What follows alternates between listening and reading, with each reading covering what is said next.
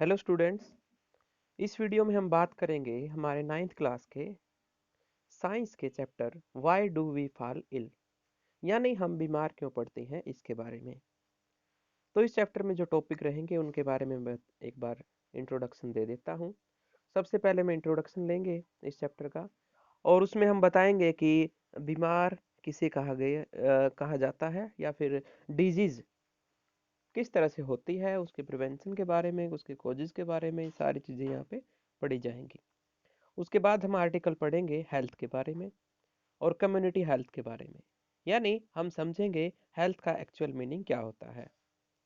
उसके बाद अगले आर्टिकल में हम समझेंगे कि हेल्दी और डिजीज फ्री पर्सन में क्या फ़र्क होता है। उसके बाद हम पढ़ेंगे डिजीज और उसके खोजेज के बारे में, फिर हम पढ़ेंगे टाइप्स ऑफ डिजीज के बारे में।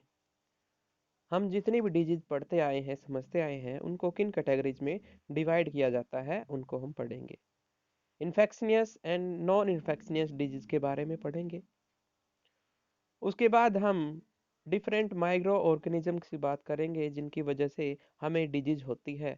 एंटीबायोटिक्स यानी रोग प्रतिरोधक क्षमता की बात करेंगे, और इन्फेक्शन जो फैलता है उनके कोजिज के बारे में बात करेंगे, उसके वे के बारे में बात करेंगे कि वो कैसे फैलता है। एड्स के बारे में बात करेंगे और उससे कौन उसके जो कारण है उनके बारे में बात करेंगे, और उनसे बचाव की बात करेंगे। फिर कुछ ऐसे डिजीज के बारे में बात करेंगे जो स्पेशल कुछ पार्ट में होती है हमारे शरीर के, और उनसे रिलेटेड ऑर्गन्स की बात करेंगे, यानी उन जगहों की बात करेंगे जो हमारे शरीर में जिस जगह पर कुछ स्पेसिफिक बीमारियां होती है। जैसे फेफड़ों से रिलेटेड स्पेशल बीमारियां होती है, लीवर से रिलेटेड स्पेशल बीमारियां होती है, इन चीज़ों के बारे में। उसके बाद हम प्रिंसिपल की बात करेंगे कि क्या क्या टेक्निक यूज़ की जाती है, कौन कौन से स्टेप लिए जाते हैं। और उसके बाद हम बात करेंगे कुछ डिजीज़ की जो कॉमन हम देखते हैं अपनी सोसाइटी में, लगातार वो ज़्यादा होती हैं, उनके बारे में बात करेंगे। तो चलिए शुरू करते हैं इंट्रोडक्शन से। Health is a state of being well enough to function well physically, mentally and socially. Health वह स्टेट होती है किसी पर्सन की जिसमें वो ठीक से काम कर सके, फिजिकली यानी शारीरिक रूप से, मेंटली यानी मानसिक रूप से, एंड सोशली यानी सामाजिक रूप से। अगर वो इन तीन चीज़ों से, इकोनॉमिकली भी इसमें ऐड कर सकते हो आप, अगर आप ये पर्सन चार चीज़ों पे अच्छे से काम कर सकता है तो हम उसे कहेंगे हेल्दी। और हेल्थ इश्यू है इन वर्ड्स का, फिजिकली, मेंटली एंड सोशली। यानी अगर हेल्दी पर्सन है तो हम कहेंगे वो फिजिकली स्ट्रोंग है, मेंटली स्ट्रोंग है, सोशली स्ट्रोंग है, इकोनॉमिकली स्ट्रोंग है। अब डिजीज के बारे में बात करते हैं। एनी डिस्टर्बेंस इन स्ट्रक्चर और फंक्शन ऑफ एनी ऑर्गन और पार्ट ऑफ बॉडी। हमारे शरीर के किसी पार्ट या फिर किसी ऑर्गन का ठीक से काम ना करना क्या कहलाता है? एक डिजीज कहलाता है, यानी बीमारी कहलाता है। हमारे शरीर में अगर कोई हमारे पार्ट, शरीर का कोई पार्ट ठीक से काम नहीं कर रहा तो हम कहेंगे वो इन्फेक्टेड एरिया है, या फिर कह सकते हो हमें उससे रिलेटेड डिजीज है, बीमारी है। Various cause of disease are pathogens. Pathogens means virus, bacteria, ये वाली चीजें हो सकती है, और डिजीज के ये कारण रहते हैं। इसके अलावा और कौन कौन से कारण हैं? Lake of nutrients diet, balance diet कह सकते हैं जिसे, यानी संतुलित आहार की कमी भी हो सकती है किसी बीमारी की वजह। Lake of public health service, या आसपास जो हम देखते हैं अपने चारों तरफ कुछ चीज़ों में कमियां होती है, जैसे पानी ठीक ना होना, खराब होना पानी का, या एयर पोल्यूशन की वजह से कुछ बीमारियां होती है। ये कुछ कोजेज है जिनकी वजह से बीमारियां फैलती है। Acute disease occur suddenly and last for a short duration. कुछ बीमारियां ऐसी होती है जो अत्यधिक तीव्र होती है और उसका जो पीरियड होता है वो कम होता है। जैसे जुकाम, जुकाम का जो पीरियड होता है लगभग 1 वीक तक होता है, और ये बहुत तेजी से होती है, और धीरे धीरे ये 1 हफ्ते के दौरान क्या हो जाती है, अपने आप नेचुरली ठीक हो जाती है।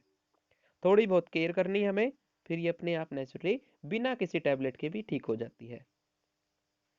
तो इस तरह की जो तेज बीमारियां होती है उन्हें कहा जाता है एक्यूट डिसीज, और इनका जो टाइम पीरियड होता है वो शॉर्ट होता है। While chronic disease develop slowly and last for long period of time. कुछ बीमारियां ऐसी होती है जो बहुत धीरे धीरे होती है और लाइफ टाइम बनी रहती है। हो सकता है वो 2 या 3 साल तक बनी रहे, उसके बाद ये लाइफ टाइम तक ग्रो करती रहती है। फॉर एग्जाम्पल, अगर मैं यहाँ पे डायबिटीज़ की बात करूँ, तो डायबिटीज़ ऐसी बीमारी है जो धीरे धीरे ग्रो करती है हमारे शरीर में और फिर वो लास्ट तक बनी रहती है। ऐसी बहुत सारी बीमारियां होती है जो लगातार बनी रहती है। The disease infection can prevented by lifestyle. कोई भी बीमारी अगर हमारे शरीर में होती है या कोई इन्फेक्शन होता है, तो हम अपने लाइफस्टाइल को चेंज करके उसे ठीक कर सकते हैं। जैसे एक्सरसाइज करने से, प्रॉपर स्लीप लेने से, यानी कि अच्छी तरह से आराम करने से, इनफ रिलैक्सेशन, मतलब जो हमें आराम की ज़रूरत है तब आराम कर ले, मॉडिफिकेशन या फिर थोड़ा चेंज करने से अपने बैलेंस डाइट को हम क्या कर सकते हैं, उनको ठीक कर सकते हैं। Hygiene and also maintaining a clean and healthy surrounding. ऐसी जगह पर अगर हमें रहने के लिए चेंज कर दिया जाए जहाँ पर एनवायरनमेंट अच्छा है, तो हम अच्छा फील करेंगे, हमारी बहुत सारी डिजीज ऐसे ही ठीक हो जाएंगी। Treatment involve killing of microbes and pathogen. और अगर हमें मेडिकली अगर उस बीमारी को ठीक करना है, तो हमें कुछ ट्रीटमेंट लेने पड़ते हैं और उन ट्रीटमेंट के दौरान हमें जो टैबलेट्स या इंजेक्शन वगैरह दिए जाते हैं, उनसे उस ऑर्गेनिज्म को किल किया जाता है जिसकी वजह से बीमारी फैल रही है। हेल्थ। अब हेल्थ के बारे में बात करते हैं। Health is state of physical, mental and social wellbeing.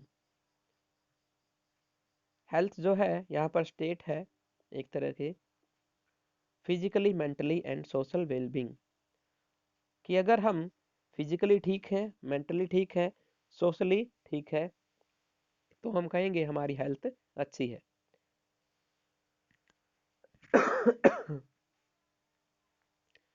The condition necessary for good health are good physical and social environment. अगर पूरी तरह से अगर किसी पर्सन को हमें हेल्थी कहना है, तो हमें इन चीज़ों पर ध्यान रखना होगा, जैसे good physical and social environment. उसका जो शारीरिक और सामाजिक जो एनवायरनमेंट है वो क्या होना चाहिए, अच्छी कंडीशन में होना चाहिए। गुड इकोनॉमिक ग्रोथ, या कह सकते हो उसकी इकोनॉमिक जो कंडीशन है वो भी ठीक होनी चाहिए। Good physical and social environment means clean surrounding, good sanitation, proper garbage disposal and clean drinking water. Social environment से मतलब यहाँ पर ये है कि उसके चारों तरफ का एनवायरनमेंट साफ हो, कीटाणु रहित हो, और उसके जो आसपास जो कचरा है उसका डिस्पोजल क्या हो सके, एक अच्छे से मेंटेन किया गया हो। एंड क्लीन ड्रिंकिंग वाटर, और पानी भी क्या हो उसका, साफ हो, तो हम कहेंगे उसका सोशल एनवायरनमेंट अच्छा है। Good economic condition include job opportunity for earning to have nutrition food and lead to a healthy life. Economic condition का मतलब यहाँ पर ये है इसे इसे एक अच्छी जॉब हो, ताकि इसे इतना पैसा मिल सके कि वो अपने लिए संतुलित आहार खरीद सके और हेल्दी लाइफ जी सके। Personal and community issues both matter for health. व्यक्तिगत और पूरी कम्युनिटी के जो इश्यूज है, जो एक दूसरे से वास्ता रखने वाले फैक्टर है, वो दोनों ही हमारी हेल्थ के लिए मैटर करते हैं। अगर ये दोनों इश्यूज ठीक है तो हम हेल्थी हैं। Community health. अब कम्युनिटी हेल्थ के बारे में बात करती हैं। All those activities which people do both individually and in group for development of their society constitute the community health। ऐसी सारी गतिविधियां जिससे एक पूरा का पूरा ग्रुप, एक सोशल साइंस कह सकते हो आप इसको, सोसाइटी, पूरी की पूरी सोसाइटी वो काम करे अपने व्यक्तिगत और पूरे के पूरे सामाजिक विकास के लिए, अगर मिलकर कोई काम करते हैं तो इसे कम्युनिटी हेल्थ कहा जाता है। जैसे इसमें हॉस्पिटल बनाना हो सकता है, कोई स्कूल का मैन्युफैक्चरिंग करना हो सकता है, क्योंकि ये एक पर्सन के लिए भी नेसेसरी है और पूरे के पूरे ग्रुप के लिए भी नेसेसरी है। Personal and community health are supplementary to each other.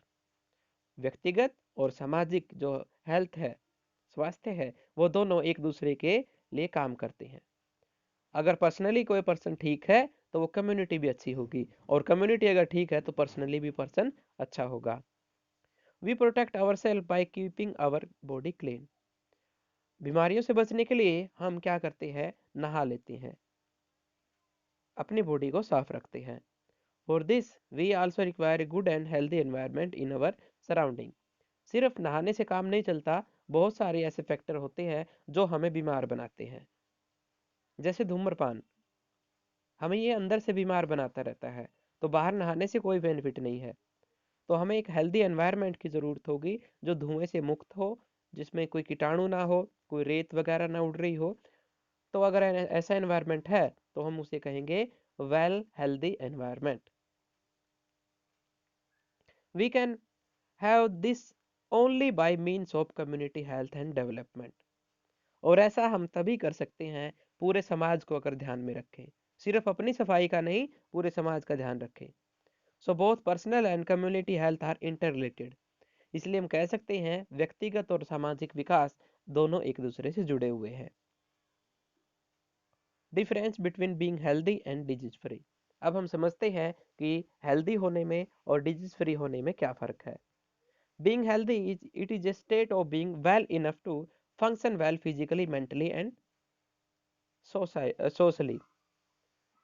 अगर हमें किसी को कहना है कि वो हेल्दी है तो हम देखेंगे तीन फैक्टर, वो फिजिकली कितना स्ट्रोंग है, मेंटली कितना स्ट्रोंग है, और सोशली कितना स्ट्रोंग है। अगर ये तीनों फैक्टर यहाँ पर है तो हम कहेंगे उसे हेल्दी है वो। बीइंग डिजीज फ्री, और डिजीज फ्री का मतलब क्या है, it is a state of absence from disease. यानी उसे कोई व्यक्तिगत रूप पे कोई बीमारी नहीं है, यानी उसके जो फिजिकल स्ट्रक्चर है वो ठीक है, बायोलॉजिकली वो उसका फंक्शनिंग ठीक है। उसके बाद हम कहेंगे हेल्दी का मतलब it refer to individual physical and social environment. Physically भी वो स्ट्रोंग है, एंड व्यक्तिगत रूप से वो स्ट्रोंग है, और सोशली एनवायरनमेंट उसका हेल्दी है, तो उसे कहेंगे हम हेल्दी पर्सन। और डिजीज फ्री का मतलब it refers only to the individual. Disease free सिर्फ और सिर्फ व्यक्तिगत मामला है, यानी कोई पर्सन बीमार हो सकता है लेकिन जरूरी नहीं है कि सारे बीमार हो। इंडिविजुअल हैज गुड हेल्थ, जिसको हमने बीइंग हेल्दी कहा है उसमें हर एक पर्सन का हेल्दी होना जरूरी है। और जिसमें हमने बात की सिर्फ डिजीज फ्री की, the individual may have good health और पुअर हेल्थ। यहाँ पर कोई भी पर्सन, किसी की हालत खराब हो सकती है, किसी की हालत अच्छी हो सकती है। तो ये हमने आज मीनिंग समझा कि बीइंग हेल्दी में और डिजीज फ्री में क्या फ़र्क है। मुझे उम्मीद है आपको ये लेक्चर समझ में आया होगा और आप इसके ऊपर अच्छे से बात करेंगे, समझेंगे, नोट करेंगे। Okay, all the best.